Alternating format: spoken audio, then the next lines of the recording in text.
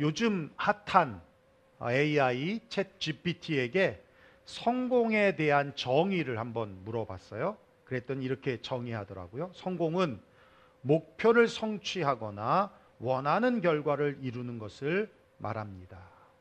네. 여러분은 어떻게 생각하십니까? 사람들마다 성공의 모습은 다 다를지 몰라도 공통적인 것은 성공하기를 원한다라는 것이에요. 그런데 문제는 많은 사람들이 성공에 대한 정확하고 명확한 정의 없이 성공을 바란다는 겁니다. 그러다 보니 성공의 결과물들을 놓고 성공이라고 잘못된 정의를 갖게 된다는 거예요. 가령 그런 것이죠. 요즘 모든 것이 돈으로 규결되니까 경제적 자유를 얻는 것이 성공이라고 생각합니다. 그래서 좋은 차를 끌고 좋은 집에 살고 명품 가방, 명품 옷을 입고 사람들에게 인정을 받고 인기를 얻고 명예와 권력을 가져서 영향력을 끼치고 남들이 부러워하는 삶, 이런 것을 성공이라고 생각하지만 사실 이것은 성공의 한 결과물이지 성공은 아니라고 하는 것이죠. 경영 컨설턴트이자 스토리 브랜드 최고 운영 책임자인 팀 슈러라고 하는 사람이 성공의 속성이라는 책에서 오히려 이런 것들이 성공을 방해한다라고 말을 하고 있어요. 그는 이렇게 성공의 결과물을 성공이라고 정의하는 사람들을 스팟라이트 마인드셋의 유형을 가진 사람들이라고 하는데, 이 스팟라이트 마인드셋이란 말 그대로 스팟라이트를 받고자 하는 마인드를 갖고 있는 사람들이라는 거예요. 그런데 이런 스팟라이트 마인드셋의 문제가 뭐냐면, 여러분, 무대에서 스팟라이트는 오직 한 사람에게만 비춰주는 것입니다. 한때 내가 스포트라이트를 받았다 하더라도 옆에 나보다 잘난 사람이 있으면 그 사람이 스팟라이트를 받게 되는 거예요. 소위 그런 것이죠. 자신을 부자라고 우쭐대던 사람 앞에 워런 버핏과 일론 머스크가 나왔어요. 그러면 당연히 나한테 비추던 그 스팟은 어디로 가겠어요? 워런과 일론에게 가겠죠. 그렇게 스팟라이트가 옮겨지는 순간 성공이 실패로 돌아가는 좌절감을 느끼게 된다는 겁니다. 그러다 보니까 이 스팟라이트 마인드셋을 가진 사람들은 만족이 없어요. 끝이 없다는 거예요. 계속 자신의 욕망을 채우고 계속 자신의 자리를 지키기 위해 누군가를 견제해야 하고, 그래서 스팟라이트 마인드셋을 가진 사람들은 이걸 성공으로 보는 사람들은 뭔가 이룰 때까지 행복해하지 않는다는 겁니다.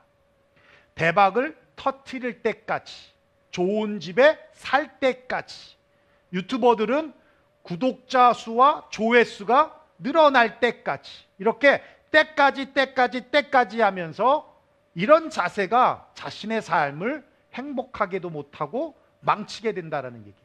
그렇습니다. 여러분, 욕망이라는 괴물은 끝이 없어요. 만족시킬 수 없는 겁니다. 그러므로 성공을 스팟라이트로 정의하는 순간 절대 성공할 수 없다는 겁니다. 그래서 저자는 진짜 성공을 위해선 스팟라이트 마인드셋이 아니라 이걸 버려야 하고, 돈이나 특정주의와 같은 결과는 그냥 성공 지표가 될 수 없다는 것. 그래서 진짜 성공은 스팟라이트 이 마인드셋의 반대 개념인 시크릿 소사이어티가 되는 것이라고 말하고 있어요. 시크릿 소사이티가 정의하는 성공은 두 가지입니다. 과정과 헌신이에요. 과정과 헌신. 손흥민 선수의 아버지가 JTBC 뉴스에 나와서 인터뷰를 하는데 앵커가 이렇게 물어봐요. 손흥민 선수는 성공한 사람입니까? 그러면 아들이잖아요. 그럼 좀 머뭇거릴 수도 있는데 단 1초도 머뭇거림 없이 뭐라고 대답하냐면 성공했다고 봐야죠. 자기가 좋아하는 거, 잘할 수 있는 거 하고 있잖아요. 그럼 성공한 것이죠. 어려서부터 저도 흥민이도 꿈이 축구였으니까 그 꿈길을 가고 있으니까 성공한 거죠. 이렇게 말을 하더라는 겁니다. 손흥민 선수는 축구를 시작할 때 돈 벌기 위한 수단으로 시작하지 않았어요. 좋은 차 사고 좋은 집에 살고 싶은 수단으로 축구를 시작하지 않았다는 겁니다. 그냥 축구가 좋은 거예요. 또 잘할 수 있는 거였어요. 그래서 열심히 했는데 사람들이 자신의 축구를 보면서 행복해하는 거예요. 그런 팬들을 보면서 자신도 행복한 거예요. 그래서 더 열심히 축구를 했더니 덤으로 돈을 많이 벌게 된 것이죠. 그래서 성공한 사람들이 늘 하는 말 있잖아요. 돈은 따라오는 거라고. 그렇죠? 돈은 따라오는 거라고.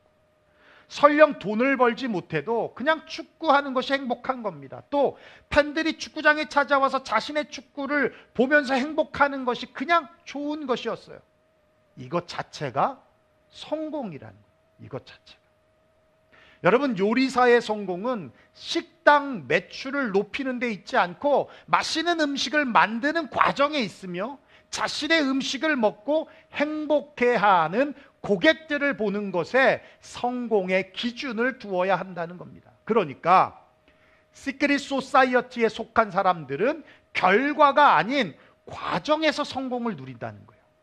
세상이 뭐라 하든 자신이 정한 과정을 충실히 수행하고 돕고자 하는 사람들에게 헌신하며 돕는 것, 그게 성공이라고 하는 것이죠. 그러니까 시크릿 소사이어티들에게는 실패라는 것은 없는 거예요. 예. 제가 왜 이 말씀을 드리냐면 오늘 본문이 바로 그 질문을 던지고 있어요. 이스라엘 백성에게 성공이란 무엇인가? 이스라엘 백성에게 승리란 무엇인가? 우리가 지난주 말씀을 나눴지만 하나님께서 이스라엘 백성들이 가나안에 들어가서 딴짓하지 않고 본짓에 집중하도록 시스템을 만드는 작업을 하시는데 여호수아에게 세 가지를 지시하시죠. 지난주 말씀 나눈 거 돌탑을 세워라, 오늘 말씀 나눌 할례를 행하라, 그리고 다음 주에 말씀 나눌 유월절을 지키라. 오늘은 두 번째인 할례를 행하는 장면이 본문에 기록되어 있어요. 우리가 읽은 본문의 시작이 어떻게 시작되냐면 우리 한번 읽어볼까요? 시작. 요단 서쪽의 아모리 사람의 모든 왕들과 해변의 가나안 사람의 모든 왕들이 여호와께서 요단물을 이스라엘 자손들 앞에서 말리시고 우리를 건너게 하셨음을 듣고 마음이 녹았고 이스라엘 자손들 때문에 정신을 잃었더라. 네, 여러분 한번 생각해 보세요. 잠에서 좀 깨고 일부 예배 너무 힘들었어요. 벽치기 하는 것 같았어. 다 자. 1시간 빠르니까 자. 나도 자고 앉아 계신 분도 자고. 자, 생각해 보세요. 띵킹. 모세가 죽었어요. 그죠? 여호수아가 그 자리를 대체했어요. 백성들이 불안할까요? 안 불안할까요? 불안하죠. 네. 그런데 그런 상황에서 요단강이 끊기는 기적을 체험했어요. 그 사건을 통해서 사람들이 어떤 확신이 들었어요? 모세와 함께 하신 하나님이 여호수아와도 함께하고 있다는 확신이 들었어요. 그러니까 리더자의 부재에 대한 불안한 요소는 사라졌어요. 그리고 요단강을 마른 땅 걷듯이 그렇게 걸어서 가나안 땅으로 들어갔습니다. 이스라엘 백성들에게는 이젠 사기와 기세가 높아질 대로 높아졌어요. 그리고 5장 1절 시작은 의도적으로 이 말씀을 기록해 주고 있습니다. 보니까 정신이 나갈 정도로 이 가나안에 있는 부족들은 두려워하고 떨고 있었어요. 그러니까 다시 말하면 적들은 사기가 떨어질 대로 떨어졌습니다. 그렇다면 그 다음 액션이 뭐예요? 뭘 해야 합니까? 누가 봐도 이건 let it go, 돌격 앞으로예요. 이건 기회입니다. 지금 가나안을 공격하기에 가장 효율적이고 가장 적절한 최상의 시간이에요. 그리고 여기에서부터 길갈에서부터 여리고성까지는 불과 2마일밖에 안 돼요. 여리고성에서 보입니다. 제가 성지순례 가보니까 그냥 보여요. 그냥 아주 가까운 거리예요. 그런데 하나님께서 여호수아에게 명령을 내려요. 할례를 받으라. 여러분, 할례가 뭔지 아시죠? 남자 성기의 표피를 잘라내는 거예요. 포경수술. 그래서 남자들은 고래 잡았다 그러잖아요. 그죠? 남자들은 다 알죠? 포경 수술을 하면 3일은 거의 어려워요. 움직이기 힘듭니다. 일주일은 지나야 좀 움직일 수 있어요. 네, 이게 포경 수술입니다. 지금 전시 중이에요. 코앞에, 이마일 앞에 여리고성이 있어요. 아무리 그들이 쫄았다 하더라도 이스라엘 백성이 지금 할례를 받았다라는 정보를 가지면, 왜? 여리고성 문 열고 돌격해 오면요, 못 이깁니다. 이길 수가 없어요. 이건 정말 위험한 상황이에요. 잘못하면 전멸될 수도 있어요. 그렇죠? 그럼에도 불구하고 왜 하나님은 공격할 수 있는 최상의 시간에 오히려 위험할 수 있는 할례를 행하라고 하는 것일까? 결론부터 말씀을 드리면, 여러분, 승리는 가나안 정복에 있지 않습니다. 정복하는 과정에 있다는 거예요. 다시 말해서 성공은 가나안 정복에 있지 않고 그 과정에 있다는 것입니다. 그렇다면 할례가 무엇입니까? 두 가지로 말씀드릴 수 있어요. 하나는 선민의식의 증표가 할례라는 거예요. 네, 다시 말하면 할례라는 건 하나님의 백성의 증표라는 겁니다. 할례가 처음 시행된 것은 아브람 때였어요. 창세기 17장 10절이에요. 우리 한번 읽어볼까요? 시작. 너희 중 남자는 다 할례를 받으라. 이것이 나와 너희와 너희 후손 사이 지킬 내 언약이니라. 예, 이것이 즉 할례가 나와 너희 사이의 언약의 표징이라고 선언하시고 17장 13절에 말씀하고 있어요. 너희 집에서 난 자든지 너희 돈으로 산 자든지 할례를 받아야 하리니 이에 내 언약이 너희 살에 있어 영원한 언약이 되려니와 라고 말씀하고 있습니다. 할례는 하나님의 백성이 되었다라고 하는 언약의 표시로서 이스라엘 백성의 몸에 새겨진 흔적이었어요. 그러니까 할례는 나는 내 하나님이 되고 너는 내 백성이 된다라고 하는 표징과 상징과 표시였다라는 겁니다.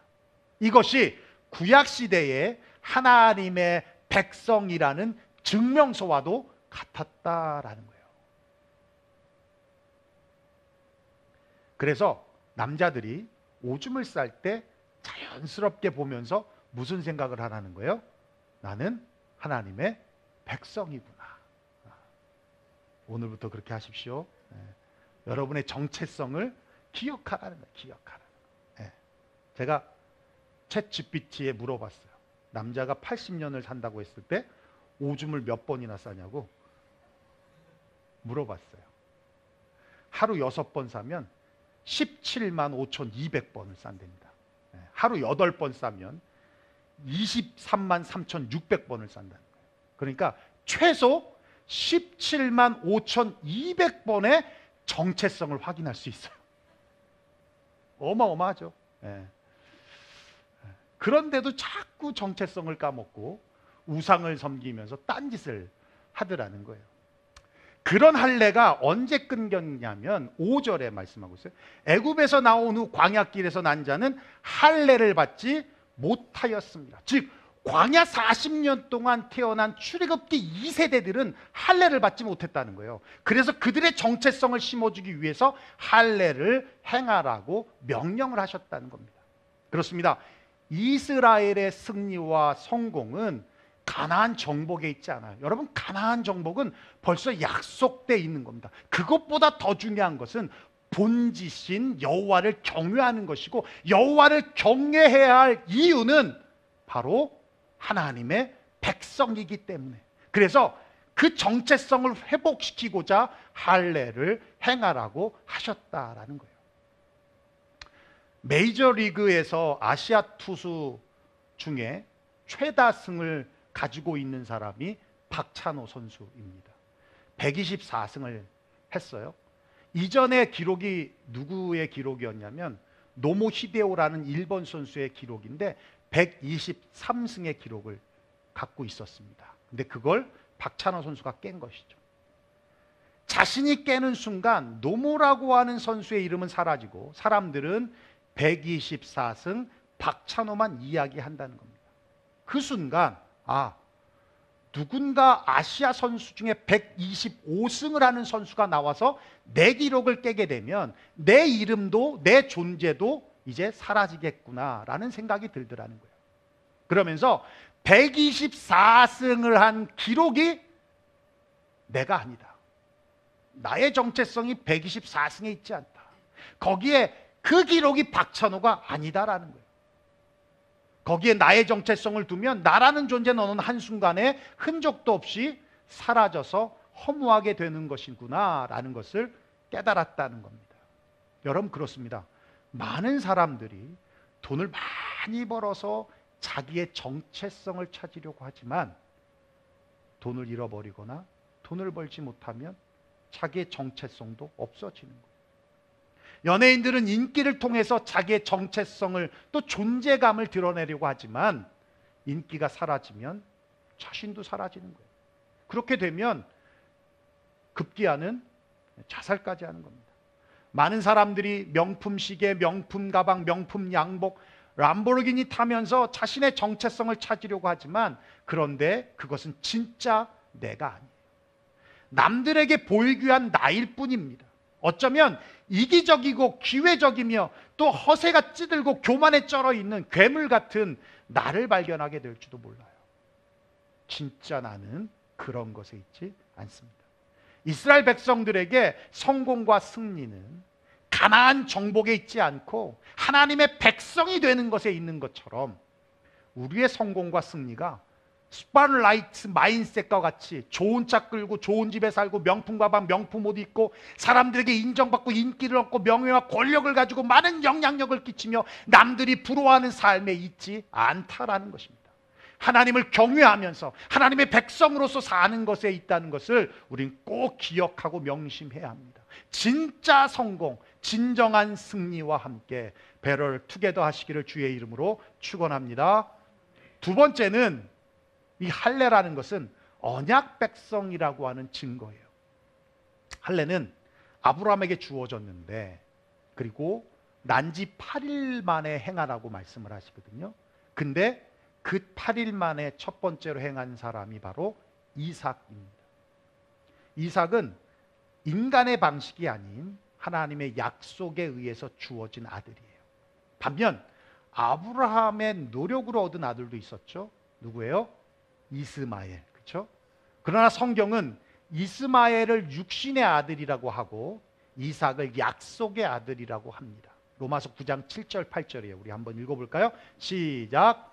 또한 아브라함의 씨가 다 그의 자녀가 아니라 오직 이삭으로부터 난 자라야 내 씨라 불리리라 하셨으니 곧 육신의 자녀가 하나님의 자녀가 아니요 오직 약속의 자녀가 씨로 여기심을 받으니라. 예, 이삭과 이스마엘 사이에서 하나님의 약속에 의한 자임을 보여주는 구분점이 바로 뭐예요? 할례라는 거예요. 할례. 그러니까 할례란 인간의 것은 차단이 되는 대신에 하나님의 약속이 삽입되어지는 걸 말합니다. 이스라엘이 할례를 받았다는 것은 표피를 잘라냄으로 육신은 잘라지고 대신 하나님의 약속이 삽입되어져서 그 약속을 의지하는 민족이 되었다라는 것을 의미하는 것입니다. 그렇게 할례란 육신의 죽음의 부정입니다. 그리고 육신을 의지하지 않고 하나님의 약속을 의지하는 새로운 인간이 되었음을 보여주는 일이에요. 정복 전쟁을 하기 전 할례를 행한 이유가 바로 여기에 있습니다. 가나안은 약속의 땅이에요. 그러니까 인간의 육신은 철저히 부정되고 하나님의 약속만 의지하는 자에게 주어지는 땅이 바로 가나안이라는 거예요. 천국을 가나안으로 비교하잖아요. 천국도 똑같은 거예요. 육신이 부정이 되고 하나님의 약속에 따라서 갈 수 있는 곳이 천국이. 우리가 아무리 수고하고 애쓰고 돈이 많아도 그 육신으로는 그 육의 것으로는 갈 수 없는 곳이 천국인 거예요. 가나안 땅도 똑같습니다. 약속의 땅이기 때문에 무기가 좋아야 할 수 있는 것도 아니고 군사가 많아야 되는 것도 아닌 거예요. 약속을 붙들고 있는 자가 들어가는 겁니다. 여러분 믿습니까? 그러므로 인간의 힘이나 재주나 노력으로 들어가는 것이 아니라 하나님의 약속을 따라 들어가는 곳, 정복하는 것이 바로 가나안이라는 것을 가르치기 위해 할례를 행하라고 했던 것입니다. 그렇습니다. 인간적인 생각으로는 지금이 가장 전쟁하기 좋을 때였어요. 그런데 가나안 정복은 병사들의 사기나 기세로 정복되는 땅이 아닙니다.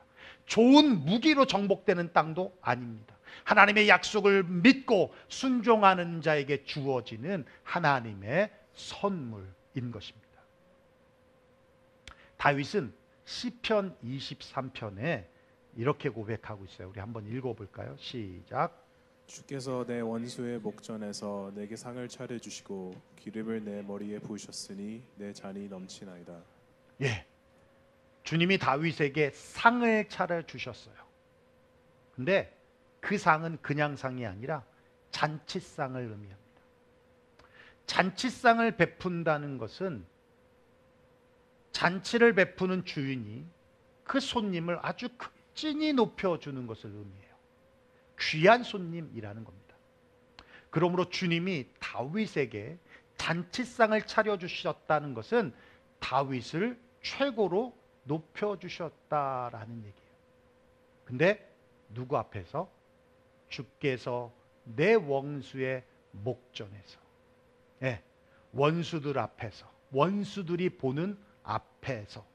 그러니까 여호와를 나의 목자 삼고 주님의 약속을 붙잡기만 하면 원수들이 내 앞에 있어도 우리는 잔치상에서 잔치를 벌일 수 있는 거예요.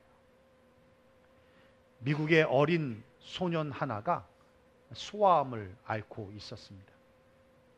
아들의 죽음을 선고받는 날로부터 어머니는 아들과 함께 성경을 읽기 시작했어요.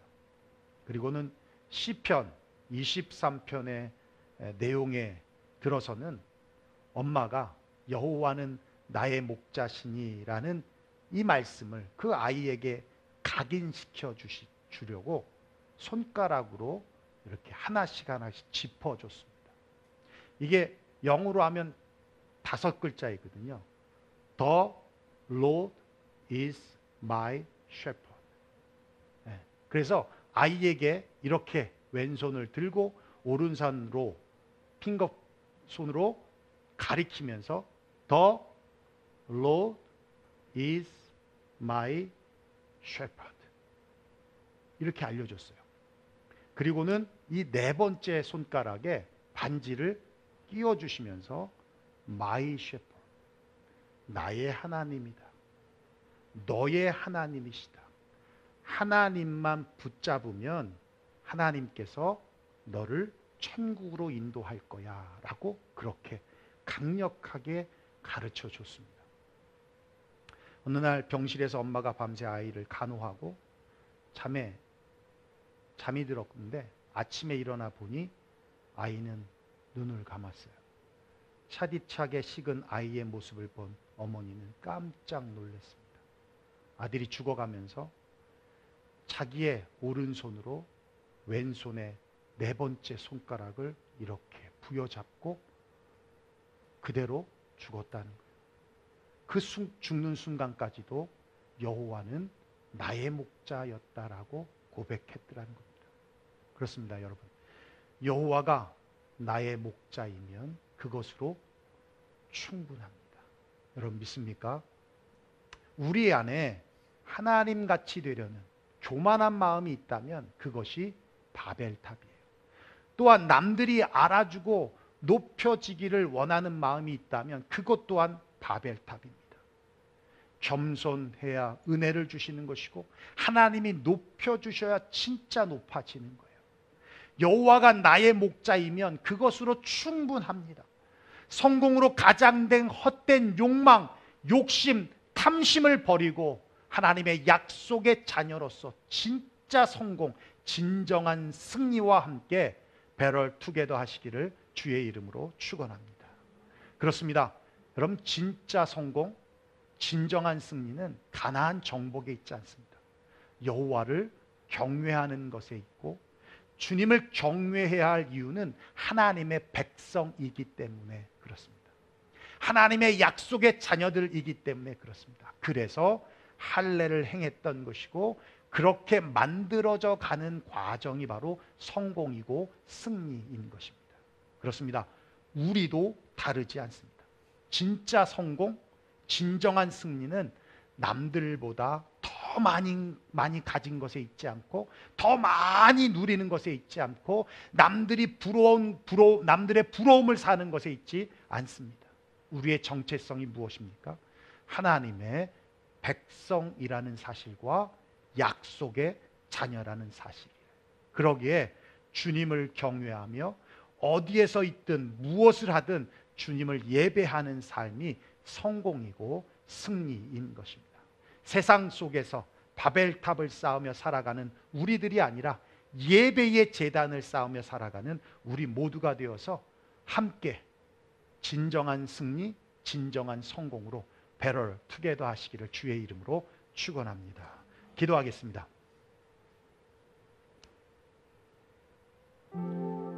오늘 말씀드린 대로 우리 함께 기도했으면 좋겠습니다. 정말 남들보다 많이 가진 것을 성공이라고 한다면 세상에 성공한 사람이 얼마나 될까요? 1등한 사람이 성공한 사람이라면 어디 집단을 가든 1등은 한 명이죠. 전 세계의 모든 학교에서 전교 1등한 아이들을 다 모아 보십시오. 그리고 한 클래스를 만들어 보십시오. 거기서도 1등이 있고 꼴등이 나오는 거예요.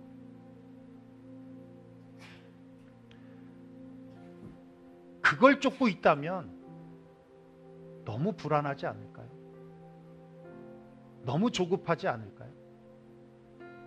그것이 성공이라고 정의한다면 성공 못하는 두려움과 그리고 정말 그런 결과를 갖지 못한 것에 대한 허탈함, 그런 실패의식 속에 살지 않을까요? 그게 성공이 아니라 과정이 성공이라는 것, 그 과정 속에서 내가 누구를 돕고 있는 것이 성공이라는 것, 우리가 그렇게 다시 한번 정의를 내려본다면 하나님 앞에서 하나님을 경외하고 또 하나님의 약속의 백성으로 그 약속 붙들고 오늘 하루하루를 살아가고 있다면 우리는 오늘 하루를 성공하며 살아가고 있는 것입니다. 그리고 내게 주어진 그 사명을 기꺼이 감당한다면, 그렇다면 오늘 우리는 성공한 삶을 살고 있는 것입니다. 스포트라이트 마인드셋이 아니라 스크릿 소사이어티 같은 그런 마인드가 우리 안에 있어야 한다는 것이죠. 오늘 말씀드린 대로 하나님, 이번 주는 하나님께 하루하루 하나님을 경외하고 어떤 자리에서든 하나님을 예배하면서 하나님이 내게 주신 말씀 붙들고 의지하며 살면서 그게 나의 성공이라는 것을 깨닫고 그렇게 한 주를, 하루를 또한 살겠습니다 라고 그렇게 고백하면서 우리 함께 말씀드린 대로 기도하겠습니다. 함께 기도하겠습니다. 고마우신 우리 아버지 하나님, 감사와 영광을 하나님 앞에 올려드립니다.